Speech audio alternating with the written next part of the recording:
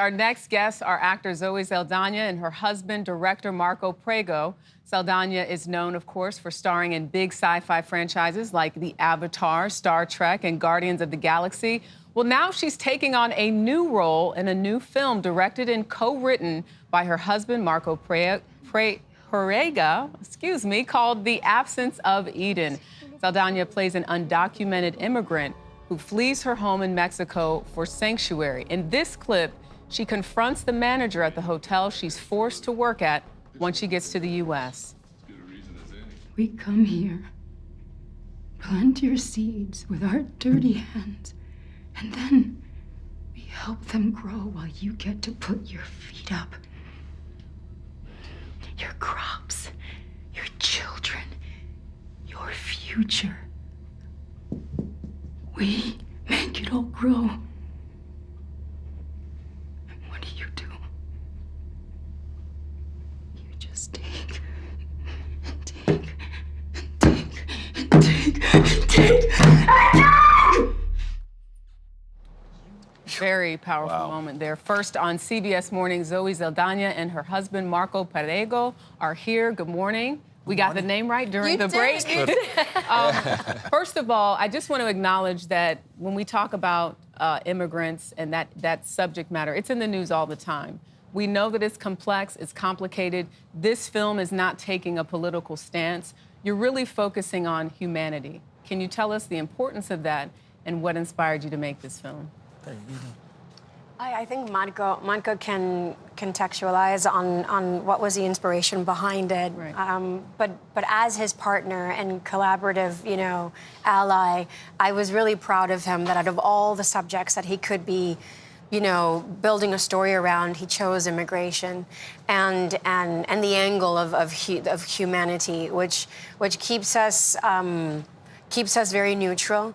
But also keeps us in the form of art of telling stories that are compelling about human beings, about people. You spent 2 years getting, researching and traveling to find the story, to know which story you wanted to tell. Talk about that. Yes, the inspiration came because in 2016 I did a sculpture. They died, 714 children go for Syria to Italy, and I collected 714 pair of shoes, and I full of concrete. And I finished this museum called the Rennie Collection in Vancouver. And that was an inspiration for me because at that time we start to have children together. And for me it was, okay, how I can talk about humanity in more the global aspect. And I start to, I really like cinema. I watch one movie a week, one movie a day.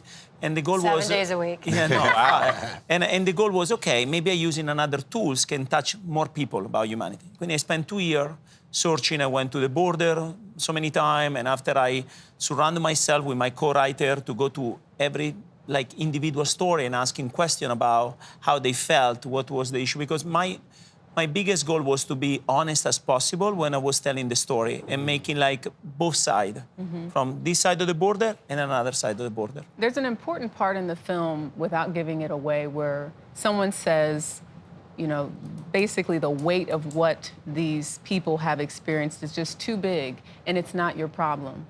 That's the truth. Why was that so important to acknowledge in terms of just how people might see these stories if they're not directly up on it? I think part of the research, like Marco's mentioned, it wasn't only sitting down with people that have been compelled to cross over, but it's also people that work in law enforcement that have a duty to fulfill, and sometimes that conflicts with their moral code or how they're feeling at this, in the core about what they're doing.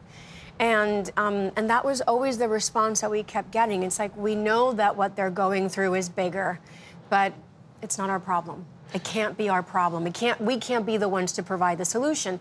And it was those conversations, I think, no matter how uncomfortable they are, we have to listen to them because they compel us to understand both sides, like Marco is saying. I think it's important to have all sides, or as many sides as you're able to sort of take on, in order for you to understand why this subject is so complex and it's such a global issue as well. Well, so I was struck in watching that scene that we ran and in watching the film. after we've spent a couple of days covering this disaster in Baltimore, the men who died on that bridge were from Mexico and Honduras, Guatemala, El Salvador, and one of the family members of these workers that were killed. There was a quote in the Washington Post. She said this: "We leave with so many dreams. Here, immigrants have the hardest times, the hardest jobs, and then we are the first to break." And that literally mimics. And I'm pretty sure 100 years ago, that was an Italian or an Irish wife saying the same thing about her husband, whose life had been lost either building one of our amazing structures that we get to visit here in New York City. I feel like the issue of immigration has been an ongoing issue. I think that what's important, in my opinion, is that for us not to forget as Americans that this nation was founded by immigrants. Yes. And it's thanks to people that made desperate decisions to put their lives at risk for a betterment of life, and came here with their dreams, pursued those dreams, build on those dreams, and we are reaping those benefits. So I think that no matter how complex, yes, it's going to always happen, but thank God to immigrant hands that actually do build and plant seeds and do so much for us. Worldwide. Yeah. No, it's very complex, but also very simple at the same time. That's very simple. Well said.